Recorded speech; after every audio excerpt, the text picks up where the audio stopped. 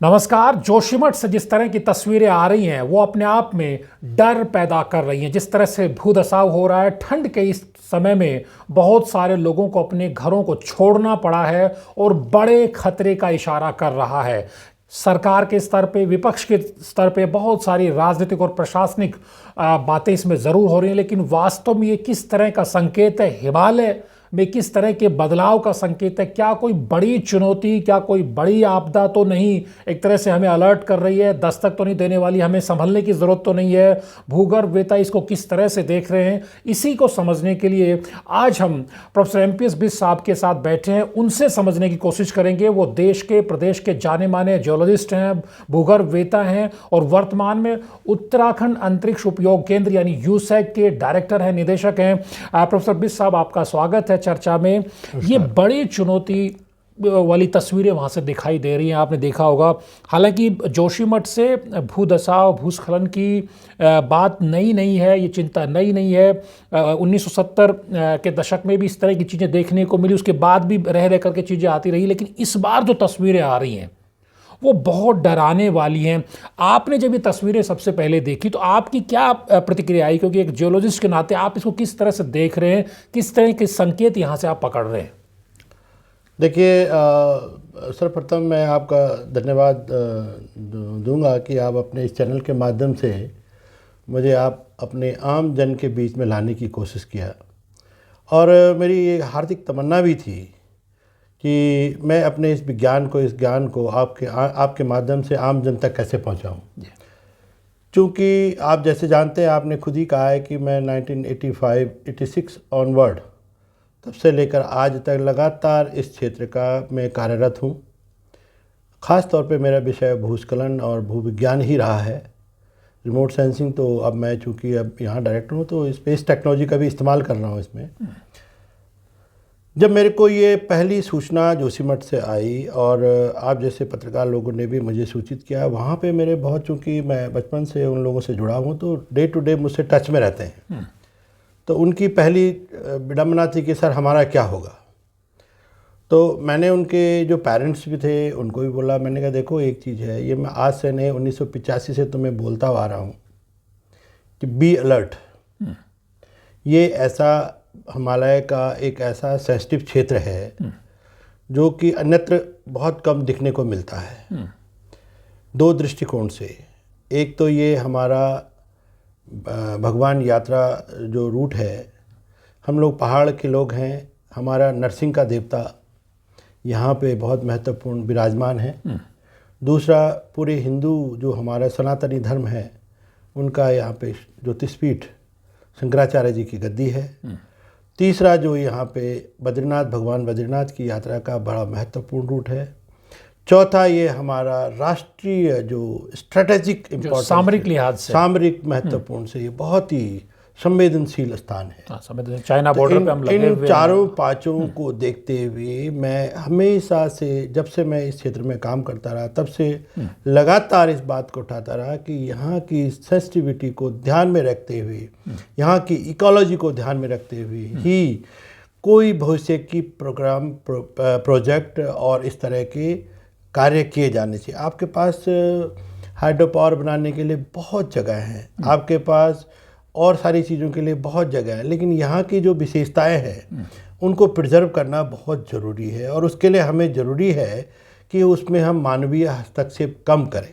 लेकिन प्रोफेसर साहब, ये तो हस्तक्षेप तो हम कर रहे हैं ना। हमने जो विकास का जो मॉडल जो बनाया है, हम वहाँ पे बिजली बनाने के लिए बड़ी बड़ी हम सुरंगें वहाँ बना रहे हैं, और ये भी चीज़ें, कुछ रिपोर्ट्स ऐसी भी आई कि उनको लेके जो डीपीआर वगैरह जो भी की गई, उसको लेकर वो संजीदगी, वो गंभीरता नहीं बरती गई है। और कुछ एक्सपर्ट ने ये चिंता जताई है कि जिस तरह से ये जो पावर प्रोजेक्ट वहाँ पे हुआ है, जिसको लेकर वहाँ काम हुआ है, उसकी डीपीआर को लेकर भी लोगों ने संदेह जताया है। तो क्या आपको लगता है कि आपने वहाँ 80s के समय में अपना रिसर्च का लंबा वक्त किया, 2014 तक आपने वहाँ पे खास फोकस करके उसी क्षेत्र पे आपने काम किया है, क्या वजह है?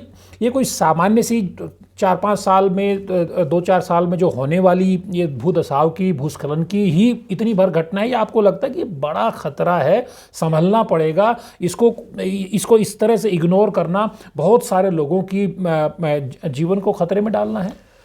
निश्चित तौर पे पवन जी, मैं आप ये चंद सालों की बात नहीं है, मेरे पास एक डॉक्यूमेंट है, अगर आप देखना चाहें जी। और ये है सेंट्रल हिमालय। और ये डॉक्यूमेंट वो डॉक्यूमेंट है जिसको हम अपने भूविज्ञान में हिमालय का जो है गीता और ग्रंथ कहते हैं। अच्छा, हिमालय को समझने के लिए हिमालय गीता को है, समझने भगवत की गीता है। भगवत गीता है। 1930 में professor Heim and Gansser, Arnold Heim and Gansser, इनका एक स्विस एक्सपीडिशन यहाँ आया था। और आप जानते हैं कि वो लोगों का जो काम करने की शैली है, उन्होंने बहुत बारीकी से एक एक चीज़ को जो अपने इस रिपोर्ट में प्रिडिक्ट किया है, मैं आपको दिखा सकता हूँ। पूरे सेक्शन बनाए हैं उन्होंने, जियोलॉजिकल सेक्शन बनाए हैं, एक एक जगह के सेडिमेंट्स को रिकॉर्ड किया है। आज जो हम कुछ भी चीज़ देखते हैं, इसको आधार मान करके आगे बढ़ते हैं। ओके। और इन्होंने 1936 में जो इनकी किताब निकली है सेंट्रल हिमालय, इस किताब में उन्होंने क्लियर कट मेंशन किया हुआ है कि हेलंग से पहले 900 मीटर पहले एक स्थान है जहाँ की भूगर्भीय संरचनाएं, जहाँ की चट्टानें भिन्न हैं एकदम नीचे वाले हिमालय से और ऊपर वाले हिमालय के बीच में, एब्रप्ट चेंज। ओके। अब वो भिन्नता क्या है? वो भिन्नता हमारी भाषा में हम उसको कहते हैं कि डिसकंटिन्यूटी। मतलब नीचे से कोई रॉक चल रही है सेडिमेंट्री, और अचानक आके हाई ग्रेड मेटामॉर्फिक रॉक आ जाए, तो वो एकदम से एक एब्रप्ट चेंज हो गया। तो ये जो डिसकंटिन्यूटी है वो उस जगह पे हेलंग के पास है, और इसको उन्होंने नाम दिया MCT, मेन सेंट्रल थ्रस्ट। अब आप देखिए कि MCT का मतलब, अगर जब लोगों ने बाद में इस पर डिटेल रिसर्च करी कि MCT क्या है, कि टेक्टोनिक अलाइनमेंट है जिसका कि थ्रस्ट सीट है जो कि डीप सीटेड है, धरती के अंदर तक, कोर तक, जहां बिल्कुल गर्म है वहां तक ये डीप सीटेड कंडीशन तक गया हुआ है। तो इसका मतलब ये हुआ कि ये एक लेयर है जो दूसरे लेयर को सेपरेट करती है। और उसके बाद कालांतर में जब भी यहाँ पे बड़ी बड़ी भूकंपीय घटनाएं हुई, चाहे चमोली का अर्थक्वेक लीजिए, उत्तरकाशी का अर्थक्वेक लीजिए, नॉर्थ ईस्ट का अर्थक्वेक लीजिए, कहीं का भी लीजिए, नेपाल का भी लीजिए, ये सारी जो एक हिमालय के साथ पैरेलल में एक पॉइंट, एक जो लाइन चलती है जिसको हम कहते हैं मेन सेंट्रल थ्रस्ट जोन, और यहीं पर सबसे ज़्यादा धरती का जो एनर्जी है वो बाहर निकल के आती है। और आप जब देखते हैं कि जब एनर्जी बाहर निकलती है किसी भी चीज़ की, तो उसके दो ही कार्य होते हैं, एक तो डिस्ट्रक्टिव और एक कंस्ट्रक्टिव। तो धरती के रूप में हम इसको डिस्ट्रक्टिव ऐसे मान सकते हैं क्योंकि वहां पे भूस्खलन हो जा रहा है, चट्टानें जो है एक दूसरे से रगड़ खा रही हैं, घर्षण पैदा हो रहा है, एनर्जी रिलीज हो रही है, सॉइल इरोजन हो रहा है। तो इस तरह की घटनाएं अगर आप देखें, अगर हम अलकनंदा घाटी में चलते हैं तो हेलंग एक पहला स्थान हमको चिन्हित होता है। अगर हम भटवाड़ी की तरफ जाएं तो भटवाड़ी, इधर भागीरथी में जाएं तो भटवाड़ी, और ये जो सामने आप सामने ये देखें कि मलारी, ये जो ये हरसिल वाला इलाका, ये झाला एक जगह ऐसी है जहाँ पे एक ऐसी एक्टिविटी हुई थी 1700-1800 के आसपास, जब पूरा अवना का डांडा और इधर से सुक्की टॉप दोनों मिलके उसने जो है पूरी भागीरथी को ब्लॉक कर दिया था। अच्छा। और 14 किलोमीटर की झील बन गई थी, और उस झील के बाद जो है कम से कम 3 गांव समेत सबमर्ज हो गए थे। आज वही जगह जो है हमको ये बड़ा हरसिल का इलाका ये दिखता है। तो ऐसी चिन्हित जगह है। अगर हम इसी चीज़ को पिंडारी में जाएं तो पिंडर ग्लेशियर में आप देखिए कि अभी हम लेटेस्ट सर्वे किया था, मैं पूरा इलाका कपकोट वाला इलाके में गया हूँ, और इसका ही भी लेटेस्ट हमारा करंट साइज में पेपर छपा है। कुंवारी एक गांव है जिसमें 72 मौसे हैं, और वो बिल्कुल ऐसे ही जोशीमठ की तरह भूस्खलन के कगार पे बैठे हुए हैं। आज नीचे आ जाए, कल नीचे आ जाए, नो वन नोज। अच्छा, बिल्कुल। लेकिन ये स्थिति कब पैदा हुई? दरअसल ये है कि जितने भी हमारे पहाड़ी ढाल हैं, चाहे उत्तर की तरफ है, दक्षिण की तरफ है, नदी की तरफ है, नदी के अपोजिट साइड में जितने भी ढाल है, इन ढाल के ऊपर जो पुराना, चाहे वो हिमनदों के द्वारा, ग्लेशियर के द्वारा, चाहे वो बड़े बड़े भूस्खलनों के द्वारा, वो मलबा निस्तापित है, एकत्रित है। ओके। वो मलबा उस टाइम में था, आज से 12,000 साल पहले, 20,000 साल पहले। वो मलबा तब का है, आज का नहीं है। तब बारिशें कम होती थी, तब बर्फ पड़ती थी, तो सेडिमेंट जो है एक जगह पे कंसोलिडेट रहता था। धीरे धीरे कालांतर में लोगों ने उस पर सेटलमेंट हुआ, घर बनाए, छानियाँ बनाई, खेत बनाया, उसके बाद मार्केट बन गए, मार्केट के बाद सिटी बन गए, सिटी के बाद एंड डेवलपमेंट ऑफ जोशीमठ भी ऐसे ही बना। जोशीमठ भी अपने आप में उसी की कालांतर में ये अदरवाइज जोशीमठ को अगर आप 1975 में देखें, जब मैं पहली बार अपने फादर के साथ गया था, तो एक छोटा सा कस्बा होता था। ओके। आज वहाँ जो है पाँव रखने की जगह नहीं है ना।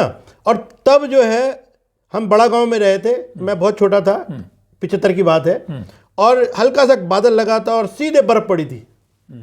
आज जो है बादल लग जाए कुछ लग जाए, बारिश आती है सीधे बारिश ही आती है, और 10-10, 15-15 दिन से बारिश रहती है। तो ये तो प्रकृति में भी चेंज आया है, बड़ा चेंज आ रहा है। तो इन सब चीजों की वजह से जो ये निस्तापित मलबा है, जिसके ऊपर हमारे ये गांव शहर आपदा ये बसे हुए हैं, रिहाइशें बन गई हैं, इनकी स्थिति बहुत ही जो है दर्दनाक हो चुकी है। इस मलबे को हमारा जो पानी है, जो जल है, अब वो जल चाहे आसमान से है, चाहे वो हमारे क्रियाओं के द्वारा डाला गया है ना, ये पानी उसको अस्थिर बनाए रहता है। और धीरे धीरे करके ये मलबा जो है नीचे सरकेगा और सरकेगा और सरकेगा, यानी इसे कोई रोक नहीं सकता। यानी जोशीमठ एक चट्टान के बाद एक मलबे का ढेर बना, उस पर जोशीमठ की बसावट हुई जी, और नीचे से नदी उस मलबे को काट रही है, और फिर कहीं पे हम टनल बना दे रहे, हमें यहाँ पावर प्रोजेक्ट खड़ा करना है, तो हम वहाँ अंदर से टनल कर रहे हैं, उससे हम डिस्टर्बेंस कर रहे हैं। कुछ लोग कहते हैं कि ब्लास्टिंग भी कई बार हो जा रही है। तो यानी जोशीमठ तो खतरे की जद में है पूरी तरह से। निश्चित तौर पे ऐसा है। मेरा ये अपना मानना है कि किसी भी भूस्खलन को बढ़ाने के लिए, उसको एग्रीवेट करने के लिए एक ही फैक्टर काम नहीं करता। उसके बहुत सारे फैक्टर होते हैं, उसको हम बोलते हैं एक्सेलरेटिंग फैक्टर।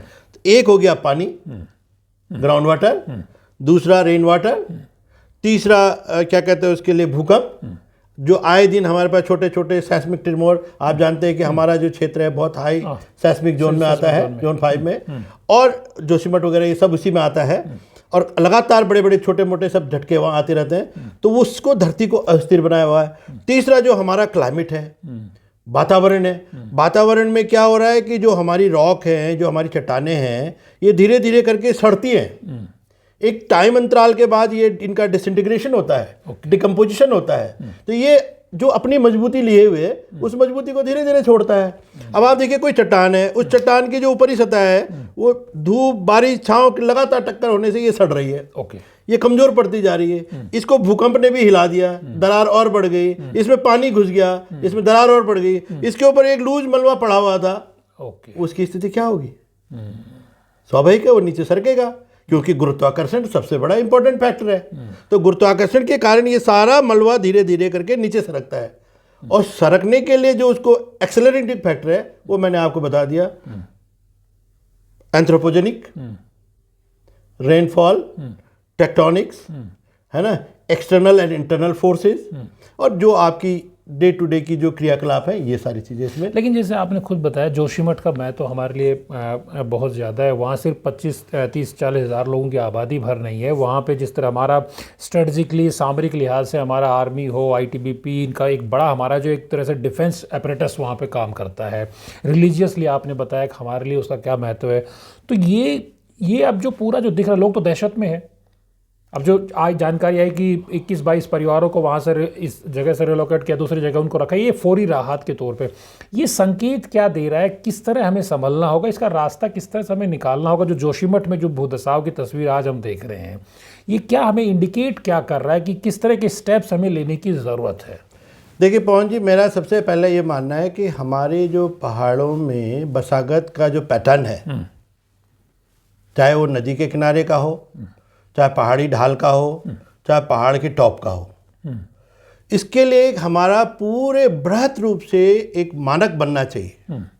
पहली बात, जो हमारा सेटलमेंट पैटर्न है उसको ध्यान में, यहाँ की टोपोग्राफी को देखते हुए, यहाँ की जो हमारा जो बिल्डिंग कोड्स है, एक स्टैंडर्ड बिल्डिंग कोड्स होनी चाहिए। ऐसे नहीं आप बद्रीनाथ में जो है 8 मंजिला बिल्डिंग बना दो, जोशीमठ में जो है आपने 6 मंजिले बिल्डिंग बना दी उस लूज मलबे के ऊपर। यहाँ पे आप आईटी पार्क की तरफ जाओगे, इधर की तरफ जाओगे, क्या कहते हैं उसके लिए, मसूरी की तरफ जाओगे, एमबीटी बोलते हैं हम इसको, main boundary thrust.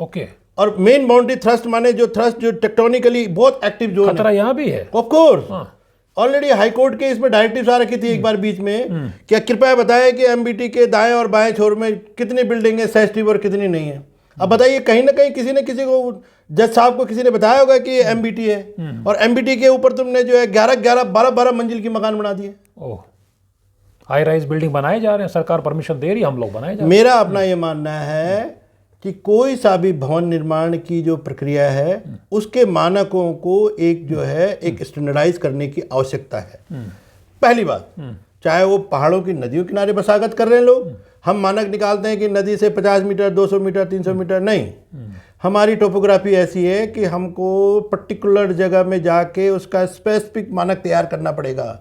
We can not standardise पूरे उत्तराखंड के लिए कि नहीं, नदी के सेंटर से 200 मीटर तक हम जो है भवन नहीं बनाएंगे। कहीं आपको 400 मीटर तक भी नहीं बनाना पड़ेगा, कहीं आपको 50 मीटर पे भी बनाना पड़ सकता है। तो ये वेरिएशन है। तो इन सब चीज़ों को बृहद सर्वे और उसके बाद ही डिज़ाइन करना चाहिए, नंबर 1। नंबर 2, शिक्षा की अति आवश्यकता है, क्योंकि हिमालय, उत्तराखंड, हमारा जो ये भाग है, भूभाग, ये जियोलॉजिकली एंड टेक्टोनिकली और सेस्मिकली और इकोलॉजिकली, तीनों चारों चीज़ों के पॉइंट ऑफ व्यू से बहुत ही अति संवेदनशील है। इसका ज्ञान आम जन तक हम जब तक शिक्षा में इसका प्रसार नहीं करेंगे, हर बच्चे को, हर आदमी को इसका ज्ञान नहीं देंगे कि बेटा तेरा मकान बनाने से पहले वहाँ पे टॉयलेट पिट कहाँ पे होना चाहिए, पुस्ता किधर लगना चाहिए, पीछे की कटिंग कितनी होनी चाहिए, वॉल कटिंग कितनी होनी चाहिए, कितना तुम खेत खोदोगे। इवन आजकल जो नई टेक्नोलॉजी है, अब अनाज खेत जोतने की, उसमें भी टेक्नोलॉजी में परिवर्तन करने की जरूरत है। वो पुराने ट्रेडिशनल टेक्नोलॉजी की जरूरत नहीं है। तो कहने का मतलब मेरा ये है कि काला जो समय अंतराल में हम लोगों ने सीखा भी ऐसा नहीं है। जब भाई क्वेटा अर्थक्वेक आया था इतना बड़ा, तो आज भवनों में जब भवन निर्माण शैली होती है तो उसमें जो बैंड आता है उसको हम कहते हैं क्वेटा बैंड। एक दूसरे के ऊपर ओवरलैप करते हैं कॉर्नर में, that is called Quetta band. तो क्वेटा बैंड कहाँ से आया? क्वेटा बैंड तब से आया जब क्वेटा में अर्थक्वेक आया। तो हमने सीखा है। आज आप माणा में चल जाओगे, मलारी में चल जाओगे, पहले जो है पठाल वाली छत, उसकी लकड़ी की पठाल होती थी, फिर उसके बाद जो है पत्थर की पठाल हुई, फिर लोगों ने चद्दर बनाने शुरू किए, फिर आप सीमेंट के साथ हुए। वो टाइम के हिसाब से, क्लाइमेट के हिसाब से एडजस्ट करना आदमी ने सीखा है और सीखता गया और आगे बढ़ता गया। नहीं, लेकिन सीखने की कीमत हम चुका भी रहे हैं। हम ये भी तो सीख रहे हैं, जो बार बार, अगर पूरे उत्तराखंड के पूरे हिमालय रीजन की बात करें तो ये बहुत बार बात आती है कि जब हम पावर प्रोजेक्ट के लिए जो टनल का निर्माण जो हम करते हैं, उसमें हम बहुत ज़्यादा जो है एक तरह से कॉम्प्रोमाइज़ करते हैं, जिस तरह से, तो वो एक तरह से एक स्थायी तौर पर ऐसी चोट पहाड़ की सेहत को दे करके जाती है कि उसका दर जो इस तरह से रिसाव और इस तरह भूस्खलन के तौर पर रिस करके आता रहता है। पवन जी, ये बड़ा अनफॉर्चुनेट है। हिमालय जैसे और उत्तराखंड जैसे सेंसिटिव इलाके में मेरा बड़ा दुख होता है। मैं बड़े दुख के साथ ही बात को कह रहा हूँ कि जब हम ये घटनाएं हो जाती हैं, तब आप जैसे लोग, पत्रकार लोग, इंजीनियर लोग, आम जन, जियोलॉजिस्ट को पूछते हैं कि भाई साहब क्या होगा। थोड़ा समय के लिए हम लोग जब एकदम से जागरूक हो जाते हैं, लेकिन उसके बाद मैं देख रहा हूँ, चाहे वो केदारनाथ ट्रेजिडी हो, 1971-72-70 का जो अलकनंदा ट्रेजिडी हो, सबसे बड़ी ट्रेजिडी हुई थी, है ना, गोना ताल की और इसके बिरही ताल की, और ढाक नाला जो यहाँ तपोवन के पास है। आप देखिए कि उस जमाने में भी ये बहुत एक्टिव था। हम भूल गए, उत्तरकाशी अर्थक्वेक भूल गए, चमोली अर्थक्वेक भूल गए। उसके बाद हम नाले खालों में मकान बना रहे हैं। एक बरसात में बहते हैं, दूसरे बरसात में फिर कहते हैं कि साहब हमने बना दिया। तो कहीं ना कहीं हमको अपनी मानसिकता में परिवर्तन लाना पड़ेगा और इस चीज़ को समझना पड़ेगा कि हमें जो है टेक्नोलॉजी का इंटरवेंशन करके ही अपने आगे की प्लानिंग करनी चाहिए। जियोलॉजिस्ट को मैं ये नहीं कह रहा हूँ कि मैं चूँकि एक जियोलॉजिस्ट हूँ कि नहीं, आप मेरे को ही पूछिए। आपके पास n नंबर ऑफ कंसल्टेंट है, 8 नंबर ऑफ जियोलॉजिस्ट, हम तो फ्री सेवा देने वाले लोगों में हैं। सही है। लेकिन कोई राय तो ले, कोई राय तो ले। राय तब लेते हैं जब आपदा आ जाती है। अब क्या होगा? ऋणी तपोवन हो गया, बिस्टी जी आ जाओ, फलाना कर दो, ढिमकाना कर दो। अरे भाई एक बात सुनो, जब आपने उस ऋणी वाले डैम का अप्रूवल दिया था या तपोवन विष्णुघाट वाली टनल का जब अप्रूवल दिया था, तब आपने उसके डीपीआर को ढंग से देखा क्यों नहीं? अब आप देखिएगा कि उसकी डीपीआर में भी बेसिक खामियां नजर आएंगी आपको। मैं बता रहा हूं दावे के साथ। नहीं तो ये स्थिति आज जो टीबीएम फंसा है वहां 250 करोड़ का, 2009 से लेकर आज तक पूरा प्रोजेक्ट ही कोलैप्स कर गया। ये कैसे फंस गया? इतनी 250 करोड़ की मशीन हमने फंसा दी। अब देखिए एक्चुअली क्या था, मैं आपको बताऊं, ये बड़ा इंटरेस्टिंग चीज है। जब यहाँ पे काम कर रहा था, एक्चुअली बेसिकली प्रोजेक्ट हमारा एनएचपीसी का है। उन्होंने किसी कंपनी को दिया है, पटेल को, या जो भी पटेल ने जो है अपना डीपीआर के लिए वेबकॉस को दिया, वेबकॉस ने जो है अपने किसी जो है कंसल्टेंट को दिया, और कंसल्टेंट ने न जाने किससे करवाया। ये प्रक्रिया हमारे भारत में जनरली चलती है। ओके। और ये यहाँ की हिमालय में भी इस प्रक्रिया से यस, यहाँ की भी हकीकत है। मैं आपको बताता हूँ, बड़ा दुर्भाग्य है कि मैं दावे के साथ कह रहा हूँ कि अगर इन चीज़ों को बारीकी से देखा गया होता तो आज हम इस स्थिति में नहीं पहुँचे होते। ये जरूरी है कि हमारे कोई भी डीपीआर हो, कोई भी प्रोजेक्ट हो, उसको बहुत साउंड नॉलेज के साथ बनना चाहिए। अब आप देखिए, आपका जो भी रेलवे लाइन बन रही है, ठीक है, ऋषिकेश कर्णप्रयाग रेलवे लाइन, मुझे अच्छी तरह से पता है कि सबसे पहले जो है इस पे जो काम इनिशियल डीपीआर जियोलॉजी का काम किया था, एक इटालियन कंपनी को दिया गया था जिसका नाम है जियो डेटाबेस। ओके। उनके 8 लोग श्रीनगर में मेरे पास आए थे, रेलवे निर्माण निगम बोर्ड के, और उन्होंने मेरे से पूछा था कि साहब ये बताइए कि आप क्योंकि इस इलाके के जानकार हो, आप हमें अपने शोध छात्र दीजिए इस एरिया के जनरल जियोलॉजी करने के लिए। ओके। क्योंकि मैंने ऋषिकेश से लेकर और बद्रीनाथ तक कई बार पैदल नापा हुआ है। ओके। कई बार। तो मैं जानता हूं कि मेरे बच्चों को इस चीज़ का सारा ज्ञान था। एनीवे, वो काम हुआ, ईश्वर की कृपा से रेलवे टनल लाइन बहुत अच्छे ढंग से बन रही है और कामयाब भी हो जाएगी। लेकिन अगर उसमें भी लापरवाही बरती गई, ओके, मैं फिर वही बात कह रहा हूं, आपने इनिशियल बहुत एक्सरसाइज कर दी सब कुछ, लेकिन कंस्ट्रक्शन दौरान भी कुछ लापरवाहियां हो सकती हैं। ओके। अगर उन पे ध्यान नहीं दिया गया तो भविष्य में इस तरह के खतरे जैसे हमारे जोशीमठ में हो रहा है, ऐसे होने की मैं समझता हूँ कोई वो नहीं है कि ऐसा ना हो। लेकिन मुझे लगता है, मैं जहाँ तक मुझे आज यकीन है, मैं दावे के साथ कहता हूँ कि आज जो लड़के काम कर रहे हैं वहाँ पे, हर जॉब में कम से कम 2-2 स्टूडेंट मेरे ही काम कर रहे हो। ओके। विद्यार्थी हैं मेरे, मतलब मैं कोई कंसल्टेंट नहीं हूँ, लेकिन सारे स्टूडेंट हैं, वो मेरे को रोज फीडबैक देते हैं कि सर आज ये प्रोग्रेस है, आज ये प्रोग्रेस है, ये काम हो रहा है। तो आई फील वेरी हैप्पी कि they are doing very sincerely. Okay. यानी कि ऋषिकेश कर्णप्रयाग रेल लाइन वाले जो काम पे कम से कम एक तरह जियोलॉजिस्ट के लेवल पे अच्छे लोगों को लगाया गया है, वहाँ पे काम ठीक हो रहा है। लेकिन जो अगर हम बात करें कि जो ये प्राइवेट प्राइवेट प्रोजेक्ट चलते हैं, जो पावर के प्राइवेट प्रोजेक्ट हों या जो भी हो, ये जैसे जो अब अगर उसकी बात करें, जोशीमठ में जो तस्वीर बन के आ रही है भूधसाव की, भूस्खलन की, जिस तरह लोग वहाँ दहशत में, यहाँ का क्या सोल्यूशन क्या नज़र आ रहा है? कुछ लोग कह रहे हैं कि साहब पूरे ही जोशीमठ को तो रिलोकेट करना तो संभव नहीं है, कुछ लोग कह रहे हैं नहीं, इनके लिए भी स्पेस है, इनको दूसरी जगह बसावट की जा सकती है। आप इसका सॉल्यूशन क्या देख रहे हैं, इमीडिएट सॉल्यूशन और लॉन्ग टर्म सॉल्यूशन? पवन जी एक बात है।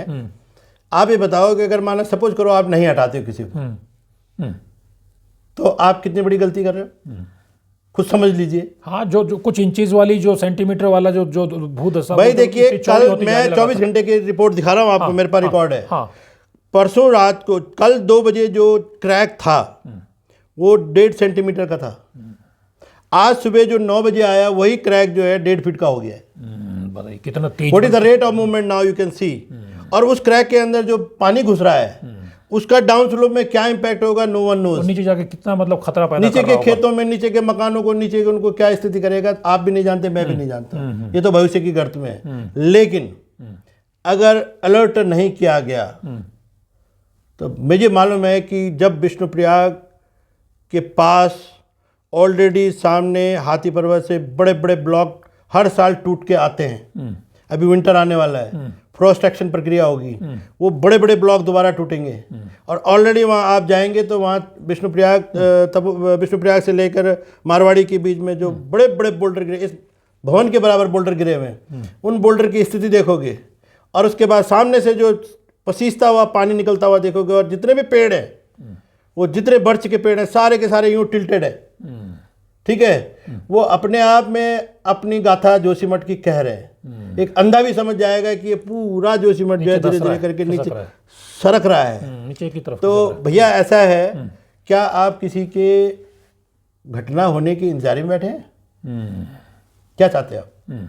मेरा अपना ये मानना है कि बिल्कुल एक सिस्टमेटिक तरीके से जो जोन करना चाहिए, जो वेरी हाई सेंसिटिव जोन है, मॉडरेट है, नॉर्मल है। पहले एरिया को कैटेगराइज कर लीजिए। ओके। कैटेगराइज करने के बाद जोन वार लोगों को शिफ्टिंग की प्रोसेस होनी चाहिए। यह मैं डंके की चोट पे कह रहा हूँ। ओके, यानी पहले हम उसको पूरे एक तरह से कैटेगराइज कर ले कि कहाँ सबसे ज्यादा खतरा है, कौन सा डेंजर जोन में, उसको वहां से इमीडिएटली रिलोकेट करने की जरूरत है। इमीडिएटली जो हाई सेंसिटिव जोन है, जिनमें बड़े बड़े फिशर्स डेवलप हो चुके हैं, जिनमें बड़े बड़े फ्रैक्चर डेवलप, ऐसा है ना, डे बाय डे टेक्नोलॉजी का डेवलपमेंट होता है। सबसे पहले हमें उस क्षेत्र में जहाँ पानी घुस रहा है उस रोकने की प्रक्रिया होनी चाहिए। अब चूंकि वो लूज सॉइल है, जो पूरा मलबा है वो एक किस्म से उसको सॉइल कहेंगे, उसमें सारी चीजें एडमिक्स है, चाहे वो डेब्रिज का है या कुछ है, वो mixture of the boulders and the soil है। उसके अंदर पोरोसिटी बहुत है, कुछ तो लूज पहले से है, कुछ जो है दरारें पड़ने से और उसके पोर स्पेसेस बढ़ गए, फिशर्स डेवलप हो गए। उस पोरोसिटी को हमको कम करना है। अब कम करने का एक तरीका आ गया। सपोज करो कोई बहुत इंपॉर्टेंट जगह है, very very important, high sensitive zone और इंपॉर्टेंट जोन है, तो उसमें हमारी एक नई टेक्नोलॉजी है जिसको हम कहते हैं, एक केमिकल है जिसका नाम है नॉमेट, सॉल्यूशन है। तो वो क्या करता है, झाग जैसे बनाता है, फॉर्म। ओके। तो उसको आप एडमिक्स करके उस एरिया में स्प्रेड करोगे। जनरली हमारे जो डैम साइड, टनल साइड और इन साइड में होता है ये। तो वो क्या करता है कि एक सिंथेटिक फॉर्म बना देता है। ओके। तो जितने पोर स्पेसेस में वो घुसेगा वहां उसको सील कर देगा वो। ओके। और सेडिमेंट को कर देगा। तो आपकी जो पोर वाटर प्रेशर बनने की जो प्रक्रिया है सॉइल के अंदर, एक दाब उत्पन्न होता है ना, पानी घुसेगा पानी घुसेगा पानी घुसेगा, जब वो एक्सेस हो जाएगा तो बाहर आएगा, ये प्रेशर डेवलप करेगा।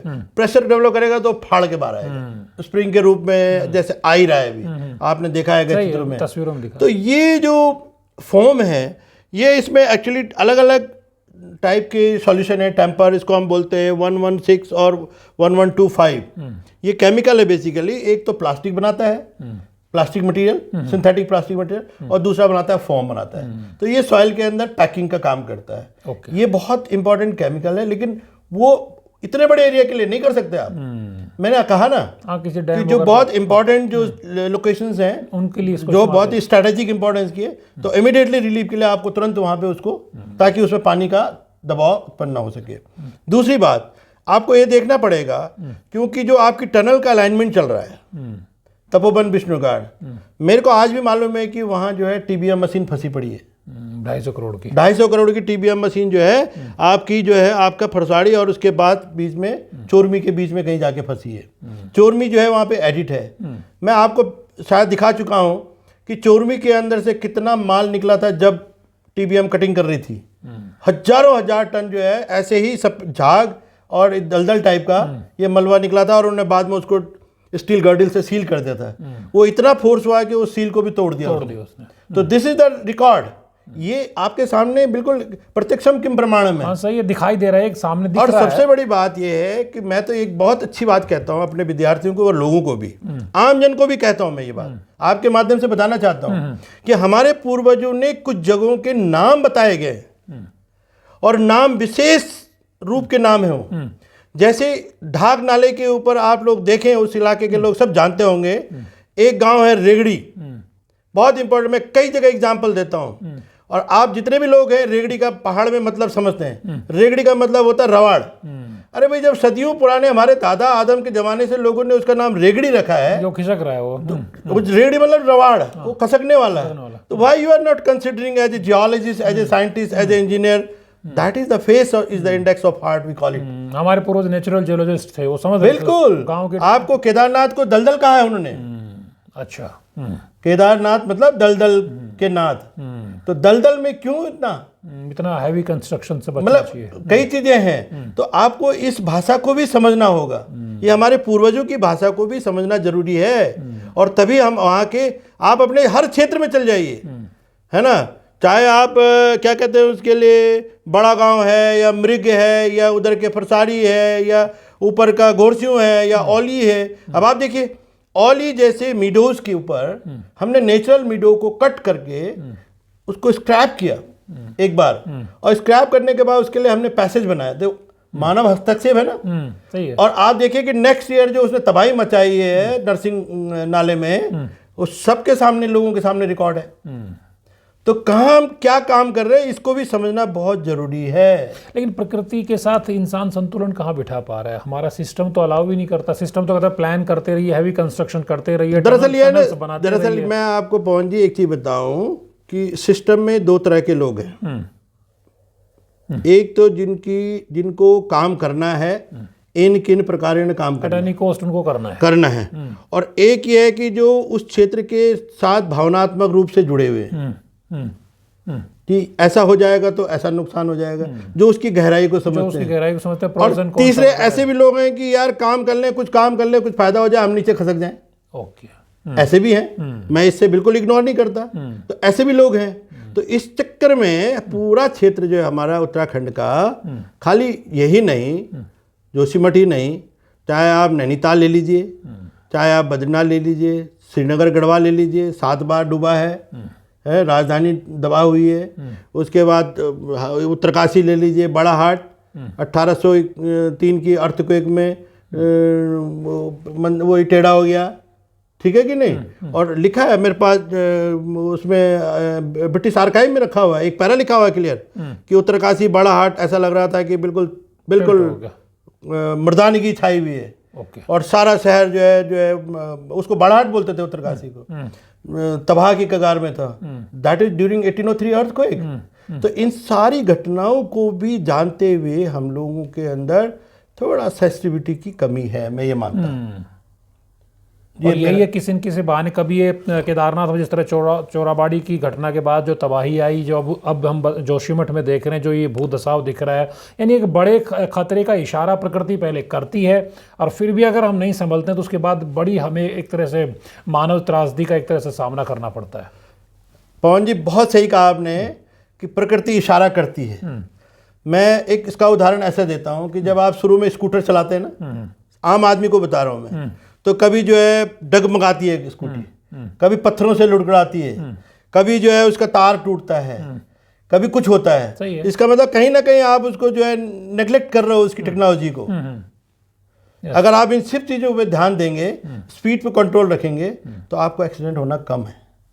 लेकिन अब इस चीज़ को अवॉइड करते जाएंगे तो एक दिन ऐसा आएगा कि पता चला स्कूटर ही बम्प कर गया, कहीं गिर गया। जो हमने केदारनाथ त्रासदी में देखा, बिल्कुल कितना प्रत्यक्ष मानव हानि हुई थी। बिल्कुल। तो कुल मिला के अगर आखिरी कमेंट अगर हम आपसे लेना चाहें जोशीमठ को लेकर, जैसा आपने बताया कि 3-4 स्टेज में हमें काम करने की ज़रूरत है, उसको हमें एक तरह से कैटेगराइज करना पड़ेगा। कौन सा हाईली सेंसिटिव जो इलाका है उसको पहले हमें एक तरह से रिलोकेट करने को लेकर एफर्ट करने चाहिए।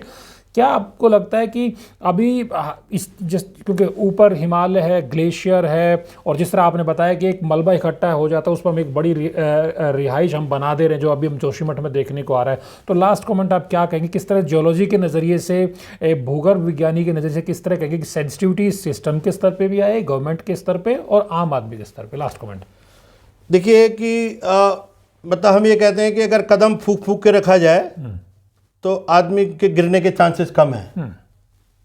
संभल के, तो संभल के चलना बहुत ज़रूरी है।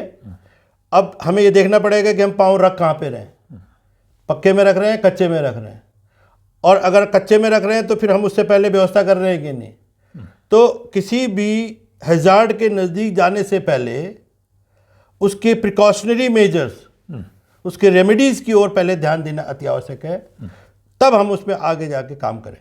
ये मेरा लास्ट कमेंट है। Thank you so much professor Bisht ji. लेकिन कुल मिला के आपने देखा जो जोशीमठ का जो संकेत है, ये तस्वीर जो भूधसाव की आ रही है, वो बताती हैं ये इमीडिएटली सरकार को कटघरे में खड़ा कर देना या विपक्ष के पॉइंट स्कोर करने का मसला नहीं है, ना सरकार के दिखाने का मसला है कि हमने सब 20-21 लोगों को, 20-21 परिवारों को इधर उधर शिफ्ट कर दिया है। ये बड़ा संकेत है, ये प्रकृति के साथ जो छेड़छाड़ हमने की है उसका बड़ा संकेत है। जिस तरह हम बड़े बड़े पावर प्रोजेक्ट्स लगाने के लिए पहाड़ों में हम एक तरह से कई किलोमीटर की टनल्स बना रहे हैं और फिर अपनी मन मर्जी से पहाड़ों को काटा जा रहा है। जब पहाड़ का सीना जब आप चीरते हैं, ऊपर से फिर ग्लेशियर आता है, फिर जिस तरह के जो केदारनाथ में हमको देखने को मिला था, उससे पहले जो हमें तपोवन में देखने को मिला, और अब जो खतरा जोशीमठ में दिख रहा है, उसको लेकर के हमें संभलना पड़ेगा। फौरी इमदाद लोगों को देने के साथ साथ हमें एक तरह से दृष्टि के साथ हमें प्लान करना पड़ेगा कि हिमालयी क्षेत्र में हमारा बिहेवियर है वो प्रकृति के साथ किस तरह का होना चाहिए। नमस्कार।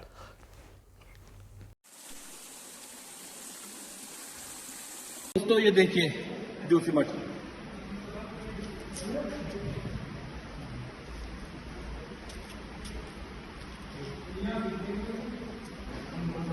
ये देखिए